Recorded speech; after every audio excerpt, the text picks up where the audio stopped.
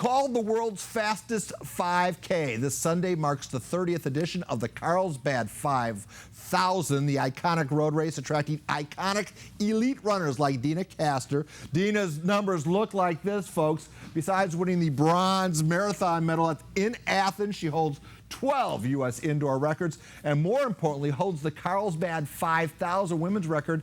She ran that race, the 5K, in 14:54, which means, Deena, who joins us now, you could probably run half the race in the time this interview lasts, which freaks me out. I get winded just reading your bio.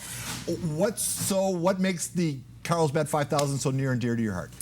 It was my first professional race back in 1996, and then I went on to break American records and world records there. My first world record was there on the streets of Carlsbad, so just an honor to come back and take part of this race. The best runners in the world come to Carlsbad on this weekend, so it's exciting. And it's a party by the sea. I'm supposed to ask you something about pizza port. Are you gonna? There's a special pizza waiting for you at the end of the race or before the race, right? Absolutely. We got to fulfill those sponsors, and they have been a great partner for so many years. And what's the pizza do? Would you share with us what your favorite? Pepperoni. I'm a classic kind of girl. All right, let's talk a little bit about it. The race is on Sunday, but there's also a lot of kids events, especially Saturday. Is a variety of juniors compete all the way down to the Tiny Tots, which I believe you're an owner of a Tiny Tot, are you not? I am. My 4-year-old Piper Bloom will be racing on Saturday. She raced here last year, and will be racing again this weekend. What's more fun to watch, the kids running or the parents watching their kids run? Hands down, watching these kids is so inspiring. From the dads dangling $100 bills to their crawling kids, to the parents lulling them to the finish line with movies on their iPhone. So just a fun, inspiring weekend for all ages. You know,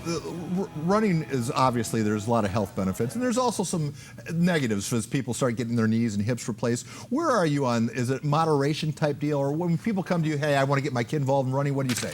I think running is one of the healthiest sports any age, any ability can do. It's one foot in front of the other, and if you can treat your body well nutritionally and with rest, everybody should be able to put one foot in front of the other. And yet, I want you to look at this video over here on this monitor. This is coming up from the back in February, the Austin Marathon, I believe. Guys, if we can go to the next tape. That does not, that doesn't look healthy, but it also speaks to the willpower required to be an elite runner. Does it not? Yeah, and this is a 3.1-mile race, and it's also important to know your limits as an athlete and as a person, whether to hydrate or stop and walk, and really just know these are heart-wrenching images of our sport, but many more images of triumph when you go to weekends like this. You have an Iron Woman story like this.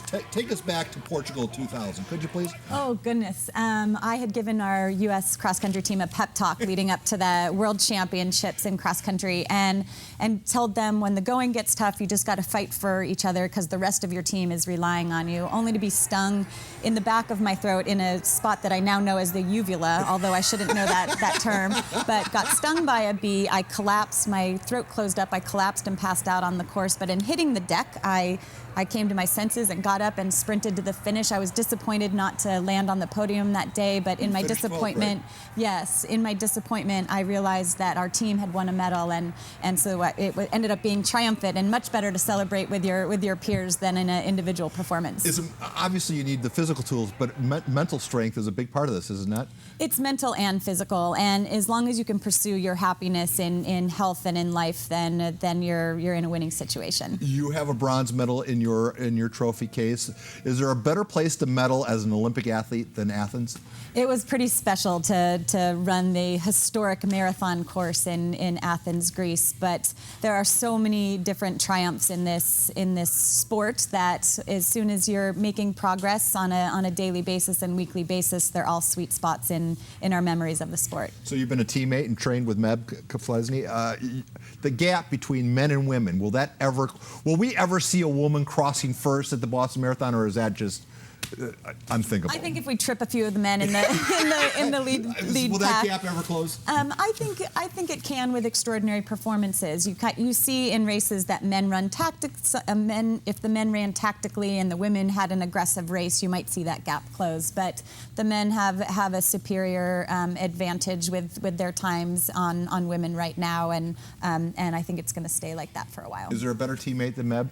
No way. He's fantastic. A local hero here in San Diego, but really a hero on an international level. He's done some extraordinary things, and not just 1 or 2 accolades, but he's really lived the dream of a professional runner in all that he's acquired over the years. Deena, we have to wrap it up here. Sunday, what's your time going to be? I'm hoping to run 15:30. Catch me if you can. 15:30, everybody. Rick Willis will, of course, have highlights. I believe Rick Willis is running in the race, too, so we will look forward to. I'm betting Rick will be well behind 15:30. Yeah. Thanks to Deena, and back to you guys. I think that's